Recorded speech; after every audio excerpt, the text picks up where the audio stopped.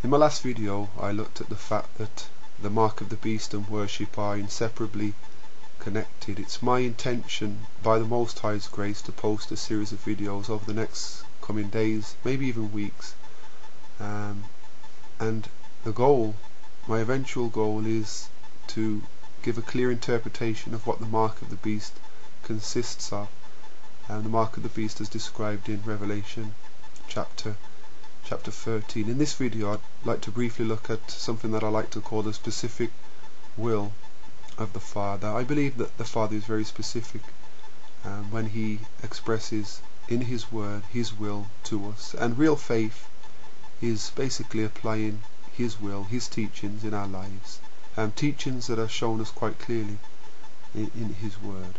I'd like to go back to the book of Genesis. Not long after Adam was created, even immediately after Adam was created, the Father revealed to him his specific will.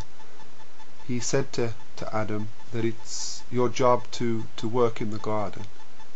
It was kind of like a physical development program. He also gave him the task of naming all of the animals, something that would have stimulated Adam intellectually.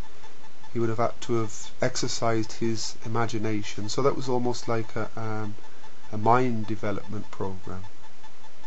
He then described, or he also described, the fact that it was okay for Adam to eat from all of the trees in the garden except for one, the tree of the knowledge of good and evil. So the specific will of the Father was that the tree of the knowledge of good and evil was not to be eaten from. And how was Adam to show real faith in the Father? It was basically to follow the commandments given by the Father, believing that they were there for his own good.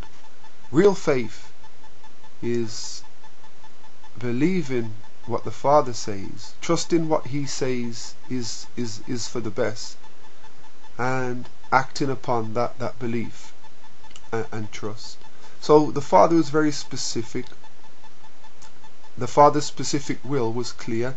You can eat from all of the trees that are in the garden, but from the tree that is in the midst of the garden, the tree of the knowledge of good and evil, you can't eat from that tree. So he's very specific. His will was very specific. Another example is, after sin, a sacrificial system was set up, and it was required that the head of the house would offer a lamb without blemish, a lamb which basically pointed toward Messiah. When John the Baptist saw Messiah, he declared, "Behold the Lamb of God, which taketh away the sins of the world."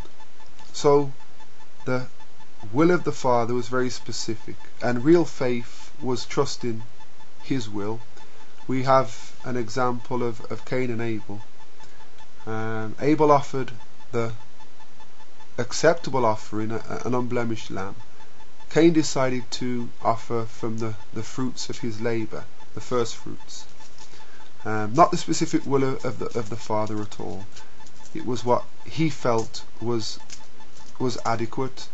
It was his own will. So you have the will of man versus the specific will of the Father. It's the same now as it was back then.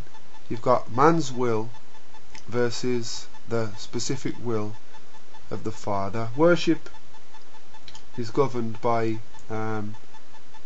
this particular fact. Worship is offered according to man's will, or according to the specific will of the Father. Now, the mark of the beast and worship are inseparably connected, and worship has a lot to do with us following the specific will of the Father as expressed in his word. Real faith is following the specific will of the Father as expressed in his will. Now, the commandments are an overview, you could say, of his specific will. That's why none of them can be done away with, and real faith is following the specific will of the Father because of a trust that you have in him. So I'm hoping that what I've said has made sense. If you have any questions, please feel free to comment in the section below, and I'm hoping that as I make more videos you'll see how the specific will of the Father is connected to the receiving of the mark of the beast. We'll be looking at what the mark is and who the beast is and things like that. So pray for me as I pray for you.